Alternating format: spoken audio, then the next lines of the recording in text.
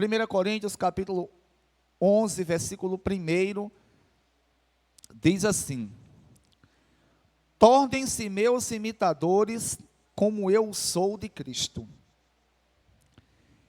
Eu os elogio por se lembrarem de mim em tudo, e por se apegarem às tradições exatamente como eu as transmiti a vocês. Quero, porém, que entendam que o cabeça de todo homem é Cristo. O cabeça da mulher é o homem, e o cabeça de Cristo é Deus. Todo homem que ora e profetiza com a cabeça coberta, desonra sua cabeça. E toda mulher que ora ou profetiza com a cabeça descoberta, desonra sua cabeça, pois é como se tivesse rapada. Se a mulher não cobre a cabeça, deve também cortar o cabelo. Se, porém, é vergonhoso para a mulher ter o cabelo cortado ou rapado, ela deve cobrir a cabeça. O homem não deve cobrir a cabeça, visto que ele é a imagem e glória de Deus, mas a mulher a glória do homem. Pois o homem não se originou da mulher, mas a mulher do homem. Além disso, o homem não foi criado por causa da mulher, mas a mulher por causa do homem. Por essa razão e por causa dos anjos, a mulher deve ter sobre a cabeça um sinal de autoridade. No Senhor, todavia, a mulher não é independente do homem, nem o homem independente da mulher. Pois assim como a mulher proveio do homem, também o homem nasce da mulher.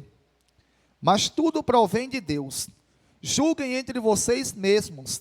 É apropriada uma mulher orar a Deus com a cabeça descoberta? A própria natureza das coisas não ensina vocês que é uma desonra para o homem ter o cabelo comprido? E que o cabelo comprido é uma glória para a mulher? Pois o cabelo comprido foi dado como manto. Mas se alguém quiser fazer polêmica a esse respeito, nós não temos esse costume, nem as igrejas de Deus. Oremos ao nosso Deus. Santíssimo Deus, em nome do teu santo Filho Jesus, te louvo, te agradeço por tudo o que o Senhor tem nos concedido. Deus, te peço perdão por todos os pecados que cometi. Te peço, Deus, que o Senhor ilumine a minha mente, para que eu tenha uma compreensão correta da tua palavra e venha fazer exposição da mesma com fidelidade. Deus, abençoa a minha garganta, para que eu possa, Deus, fazer exposição da tua palavra como assim, Deus, tenham feito. Te peço por cada um que aqui está, que o Senhor abra a mente, para que entendam a tua palavra, aqueles que servem ao Senhor, que cresçam na graça e no conhecimento, os que ainda não servem, que o Senhor os convença do pecado, da justiça e do juízo. Assim, Deus, te peço e te agradeço, em nome de Jesus. Amém.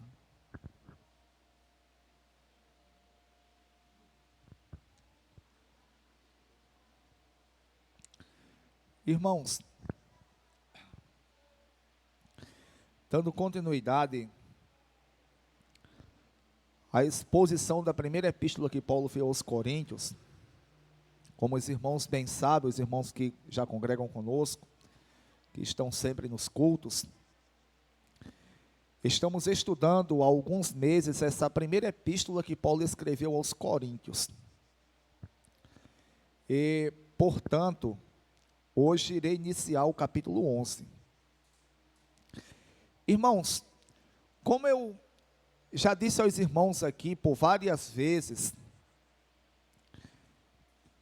e acredito que os irmãos lembram muito bem, que essa epístola que Paulo escreveu aos Coríntios, ou na verdade, todas as epístolas que Paulo escreveu,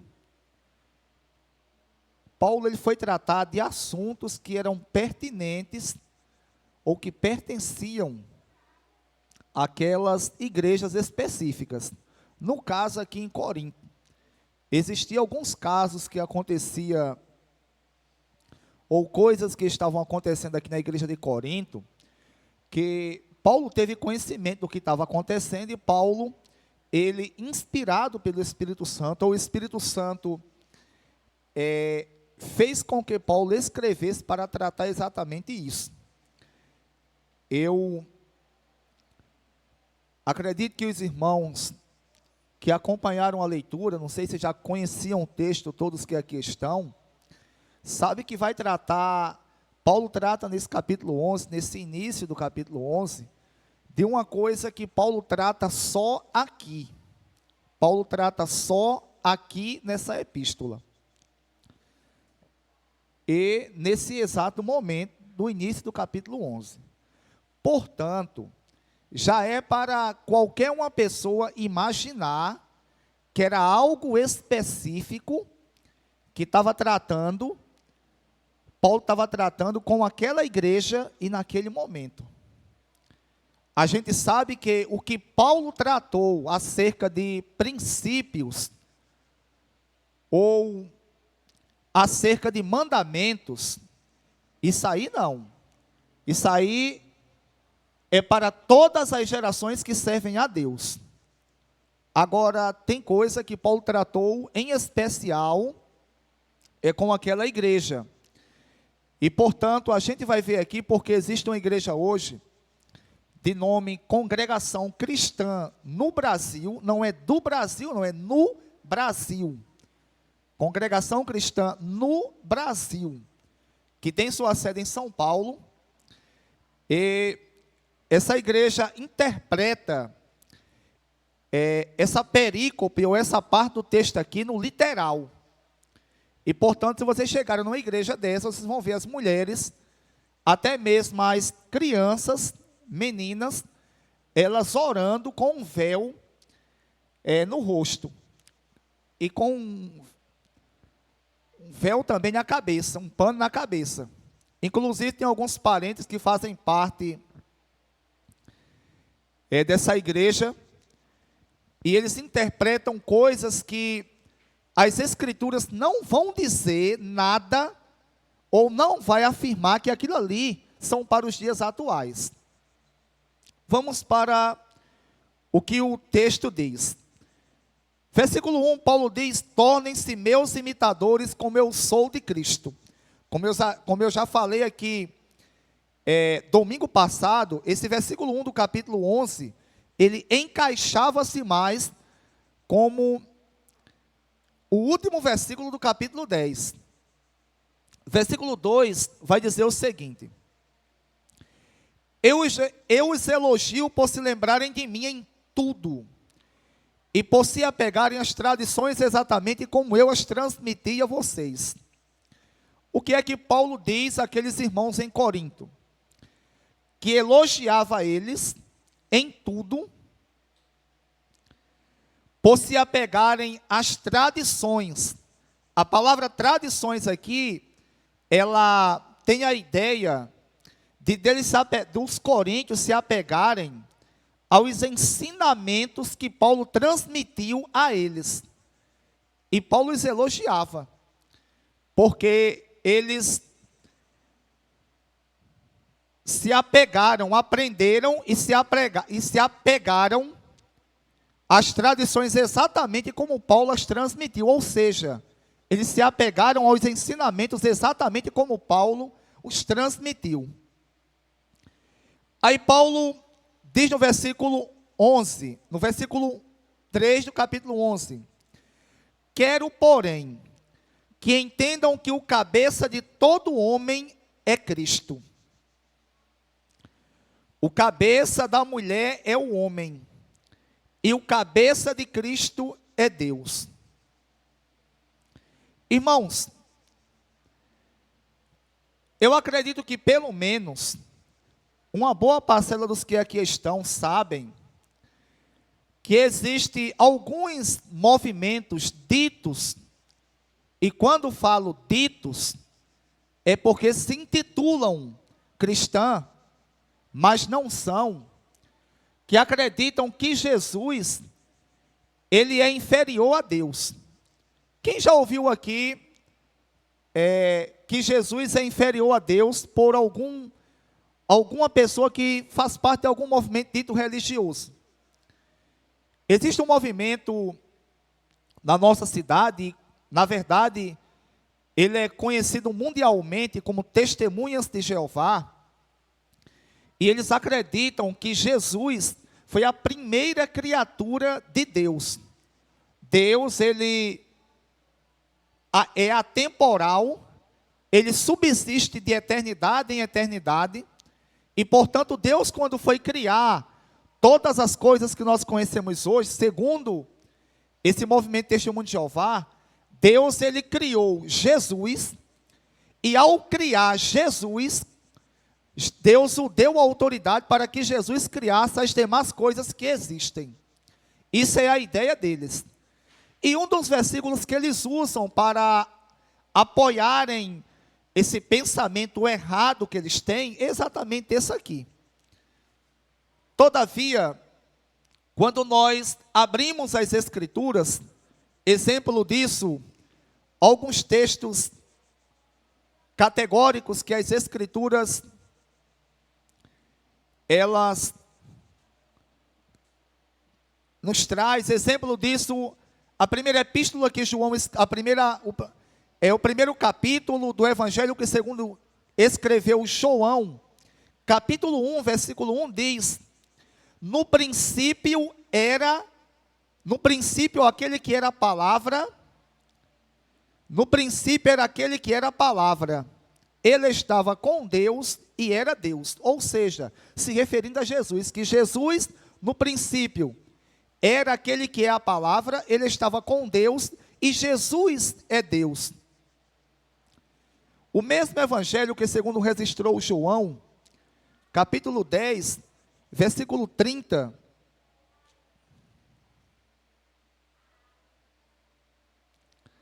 vai dizer o seguinte: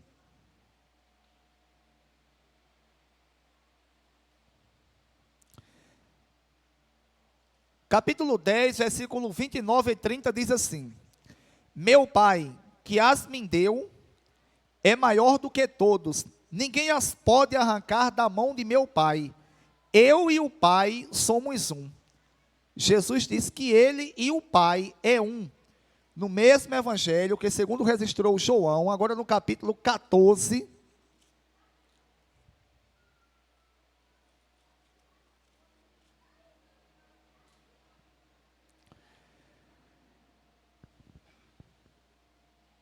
versículo 8 diz assim: disse Filipe, Senhor, mostra-nos o Pai, dizendo a Jesus, Filipe, e isso nos basta. Jesus respondeu: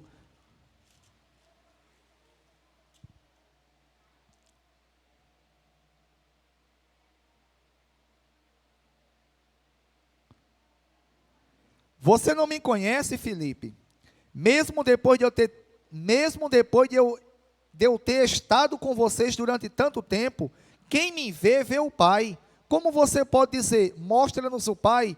Você não crê que eu estou no Pai e que o Pai está em mim?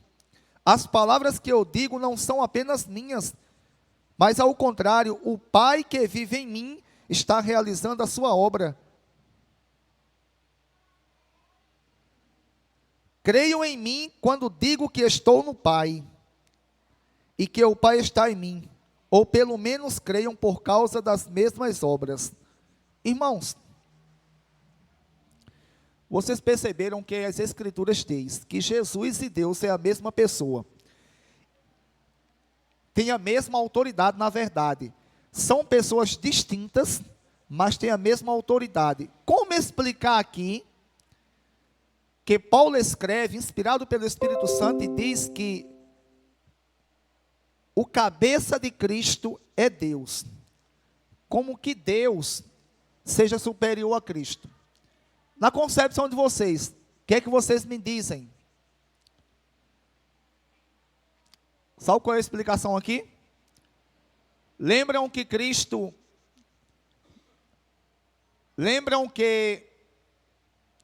ele usa aqui a palavra Cristo? Cristo. Vocês sabem o que significa a palavra Cristo? Gilberto lembra, sabe? Ungido. Cristo. Esse nome Cristo não existia na eternidade, não. O Filho de Deus existia na eternidade. O Cristo homem não. Então, lembram que Jesus, ele foi submisso a Deus em tudo. Ele tinha duas naturezas. Ele era homem e era Deus. E como homem, Deus era o cabeça dele.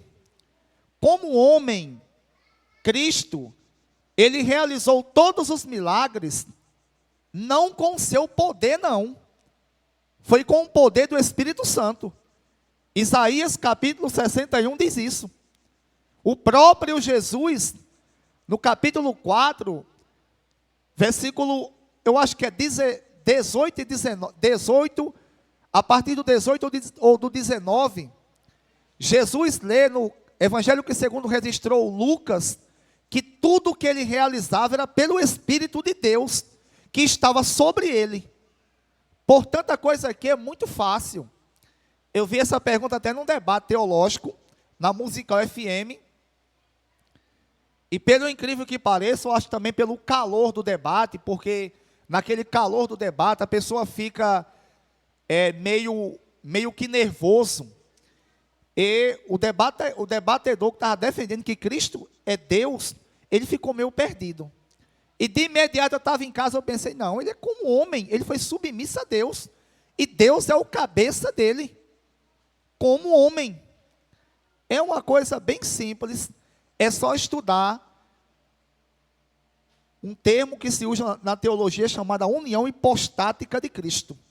É as duas naturezas de Cristo. Entenderam?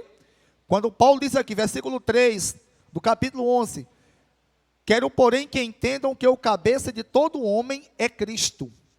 O cabeça da mulher é o homem, e o cabeça de Cristo é Deus. Sim, o cabeça de Cristo é Deus como homem. Como filho de Deus eterno, Cristo tem a mesma natureza que Deus.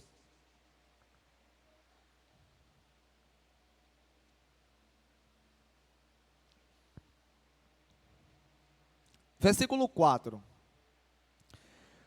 Todo homem que ora ou profetiza com a cabeça coberta, desonra sua cabeça. Versículo 5. E toda mulher que ora ou profetiza com a cabeça descoberta, desonra a sua cabeça. Pois é como se a tivesse rapada. Irmãos,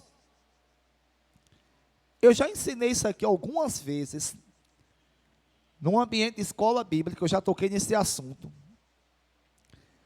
Eu também já falei sobre isso, quando eu estava pregando aqui, e até conversando com os irmãos.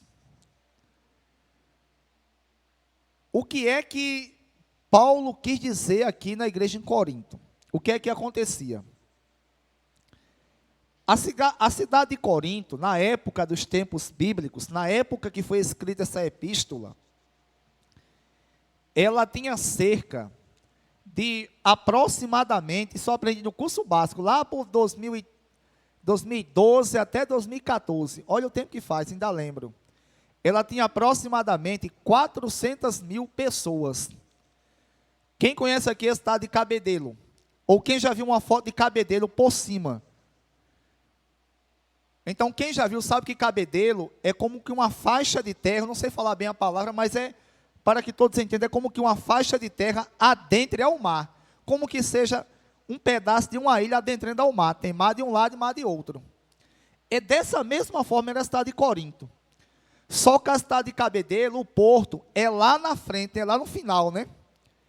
A cidade de Corinto, então, tinha dois portos.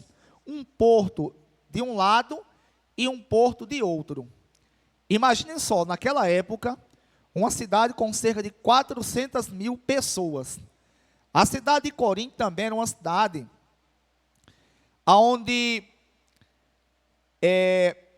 por conta dos portos, era muito visitada. E a prostituição era uma coisa bem comum entre as pessoas, ou entre muitas pessoas que faziam parte de Corinto. Para os irmãos terem uma ideia, isso bem antes, segundo alguns escritores, não na época do Novo Testamento, apesar que alguns afirmam que nessa época, mas segundo alguns escritores, antes dos tempos do Novo Testamento, a prostituição era tão grande na cidade de Corinto que tinha um ditado entre as pessoas ali que diziam, ó, vou a Corinto para corintianizar. E sabe o que era corintianizar? Era se prostituir com as prostitutas que existiam.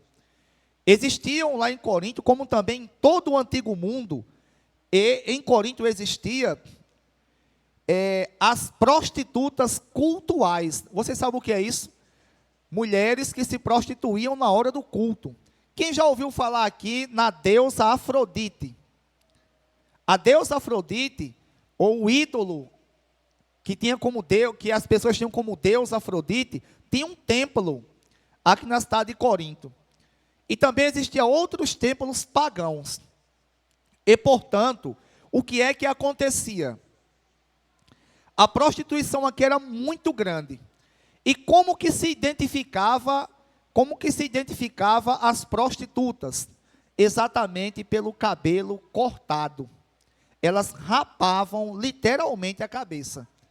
Quem chegasse em Corinto e visse uma mulher com a cabeça rapada, já sabia que era prostituta, e aqueles que eram adeptos ou gostavam da prostituição, já iam conversar para saber quanto que era, como nós conhecemos hoje no nosso contexto, programa. E, portanto, o que é que estava acontecendo? Algumas dessas mulheres, elas tinham se convertido a Cristo.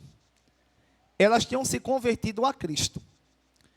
E, ao se converterem a Cristo, era também costume entre os judeus, eles usarem também um véu sobre a cabeça. E, portanto, aquelas pessoas que se convertiam a Cristo, era normal, primeiro, usar o véu, porque as pessoas na época, entre os judeus, usavam, está certo que não era uma cidade judia, e também pela questão de quê? De que as mulheres tinham o cabelo rapado exatamente porque se identificavam como prostituta. E, portanto, o que é que estava acontecendo? Algumas mulheres em Corinto, elas começaram a entender assim, tinham se convertido, mas diziam assim, ó, a Bíblia diz, já foi ensinado a nós que em Cristo nós somos todos iguais, então não tem necessidade de diferenciar homem e mulher. E, portanto, nesse contexto, nessa igreja aqui, as mulheres queriam estar profetizando na igreja com a cabeça descoberta. É simplesmente isso. Versículo 5 para o versículo 4. Todo homem que ora ou profetiza com a cabeça coberta, desonra a sua cabeça. O homem é um homem, ele participava dos cultos normalmente. E Paulo fala que se ele tivesse com a cabeça coberta, ele desonrava a sua cabeça. E toda mulher que ora ou profetiza com a cabeça descoberta, desonra a sua cabeça. Já a mulher não poderia fazer isso. Exatamente por conta do que elas eram. E da cultura entre os judeus também. E muitas que tinham se convertido e rapavam a cabeça e ainda estavam com o cabelo crescendo e tinham se convertido a Deus. Mas não podiam mais estar daquela forma, por quê? Porque aquilo ali identificava elas como prostituta.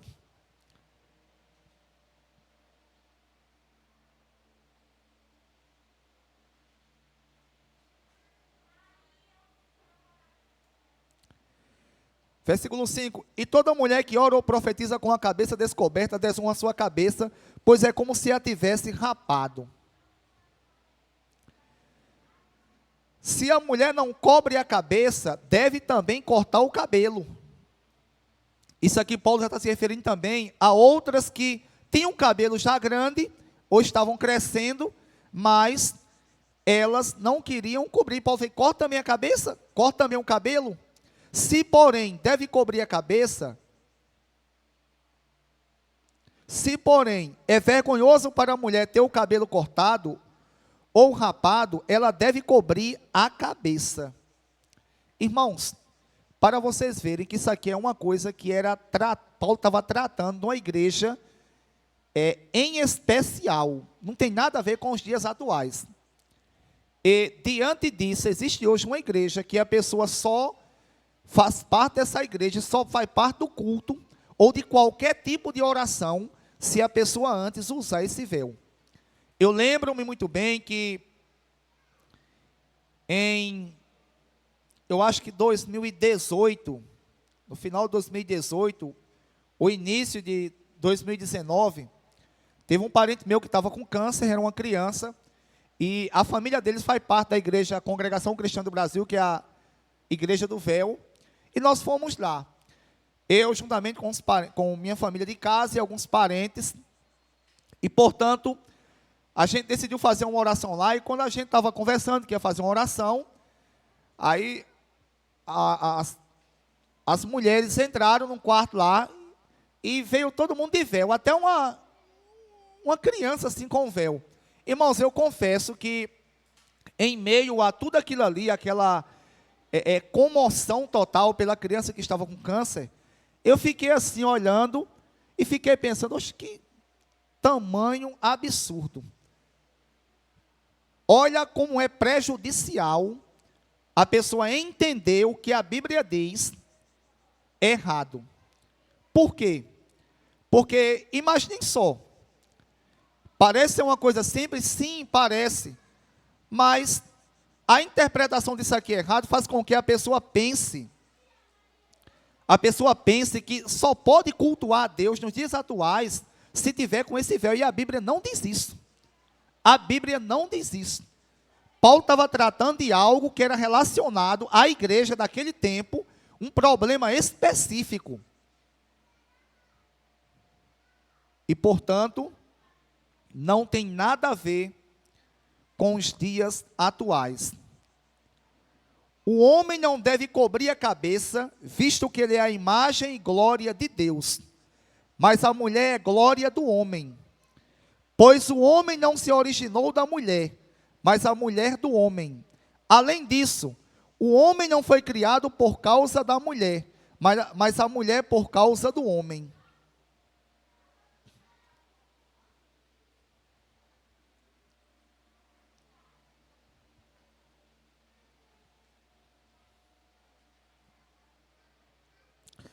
Por essa razão, e por causa dos anjos, a mulher deve ter sobre a cabeça um sinal de autoridade, que era exatamente o véu que as identificava. Versículo 11. No Senhor, todavia, a mulher não é independente do homem, nem o homem é independente da mulher. Pois assim como a mulher proveio do homem, também o homem nasce da mulher. Mas tudo provém de Deus. Julguem entre vocês mesmos. É apropriada a uma mulher orar a Deus com a cabeça descoberta? Paulo já disse aqui que não, nos versículos anteriores. A própria natureza das coisas nos ensina, a própria natureza das coisas não ensina vocês que é uma desonra para o homem ter o cabelo comprido? Irmãos, outra coisa aqui também, que a gente tem que ter bastante cuidado.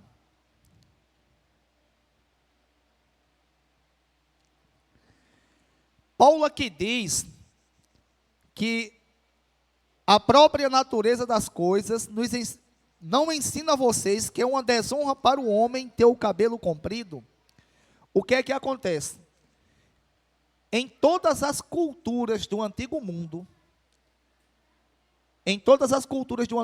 o homem tem um cabelo normal, como a maioria dos homens hoje usam, cabelo normal. Uns têm um cabelo melhor, outros têm um cabelo que não é tão bom, mas um cabelo normal. Exceto quem era nazireu entre os judeus, que tinham um cabelo grande. Vocês sabem o que é ser nazireu? O que é ser nazireu, Gilberto? Oi?